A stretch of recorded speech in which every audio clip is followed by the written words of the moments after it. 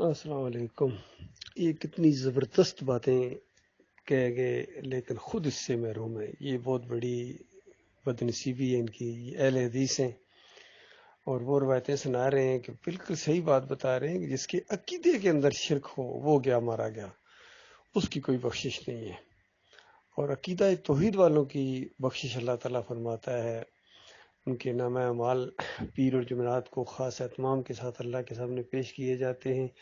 مالک بخشش فرماتا ہے، بہت ہی رحم کرنے والا ہے، مومنوں کے اوپر رحیم ہے، کریم ہے، اور شرک کو ناپسند کرتا ہے۔ شرک کا دشمن ہے اللہ تعالیٰ، اور شرک کرنے والے کی کوئی معافی نہیں ہے۔ تو یہ سب کچھ جانتے ہوئے بھی پھر یہ جو اہل حدیث ہیں خاص کر، ان کے اندر اگرچہ شرک کم ہے لیکن بڑی شدت کے ساتھ ہیں۔ یہ سلفی ہے، یہ جو مولوی ہے، یہ یہاں بحرین میں کافی میرے خیال میں مشہور بھی ہے، لیکن عقیدے کے اندر خرابی ہے۔ جس طرح دیوبندیوں کے عقیدے کے اندر شرک ہے، بریلیوں کے عقیدے کے اندر شرک ہے، اسی طرح ان اہل حدیثوں کے عقیدے کے اندر بھی شرک ہے۔ اور دو موٹے موٹے شرک ان کے اندر موجود ہیں۔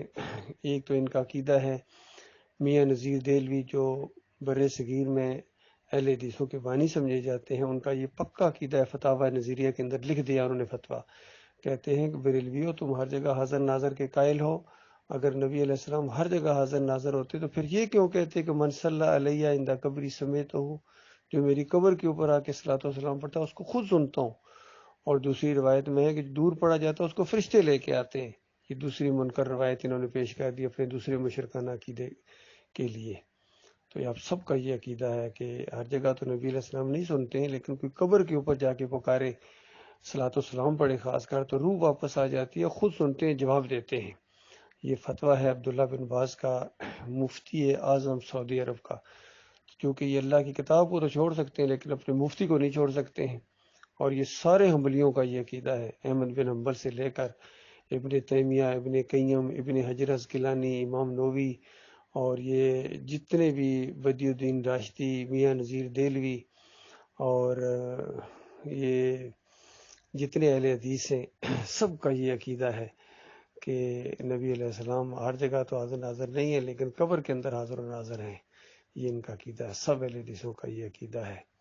تو اس طرح ان کے اندر یہ بربادی آئی ہے۔ اور دوسرا مشرکانہ ان کا عقیدہ ہے کہ دور سے اگر کوئی پڑھے تو فرشتے لے کے آتے ہیں قبر میں نبی علیہ السلام کے پاس، حالانکہ اللہ کی کتاب کہتی ہے وَإِلَى اللَّهِ تُرْجَعُ الْأُمُورُ، تمام معاملات اللہ کی طرف رجوع کرتے ہیں، ہر ہمارا عمل اللہ کی طرف جاتا ہے، فرشتے لکھتے ہیں، ہمارے اعمال اللہ کے پاس لے کے جاتے ہیں۔ اس روایت کے اندر بھی جو یہ بیان کر رہے ہیں کہ پیر اور جمعرات کو اللہ کے ہاں اعمال پیش ہوتے ہیں، ہمارا ہر عمل، چاہے روزے ہوں، پکارے ہوں، ذکر ہوں، اور جتنے بھی نیک عمال ہیں جس میں اللہم صلی علی محمد، یہ بھی درود بھی ایک نیک عمل ہے، اور یہ ایک توحید کی سب سے بڑی دعا ہے، شرک کا رد ہے اس کے اندر۔ ہم اللہ کو پکار رہے ہوتے ہیں کہ اے اللہ محمد صلی اللہ علیہ وآلہ وسلم کے اوپر رحمتیں اور برکتیں نازل فرما، جس طرح تو نے ابراہیم علیہ السلام اور ان کے آل کے اوپر رحمتیں اور برکتیں نازل فرمائی۔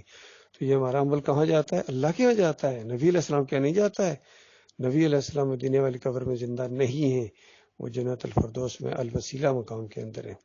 تو یہ معاملہ اللہ کے بندوں، میرے پیارے بھائیوں، واقعی توحید بہت بڑی نعمت ہے۔ اللہ کی وحدانیت کا جس کو فہم حاصل ہو گیا، شرک کو جس کی پہچان ہو گئی اور ایمان عقیدے کو سمجھ گیا، وہ بہت خوش قسمت انسان ہے۔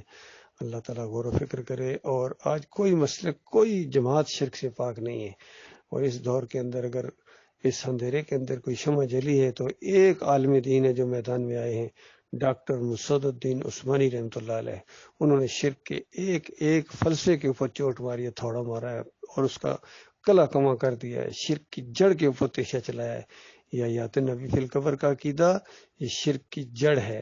سماع موتا اسی طریقے سے مردوں کے سننے کا عقیدہ یہ شرک کی جڑ ہے، اور یہ سب مسلکوں کا یہ عقیدہ ہے۔ پھر صوفیزم کے اندر یہ واسطے، وسیلے، وحدت الوجود، وحدت الشہود، اور یہ جتنے مشرکانہ عقیدے، واسطے، وسیلے، اس کا رد کیا ڈاکٹر مسعد الدین عثمانی رحمۃ اللہ علیہ نے، اور اپنے پیچھے ایک جماعت چھوڑ کے گئے مخلص مومنوں کی۔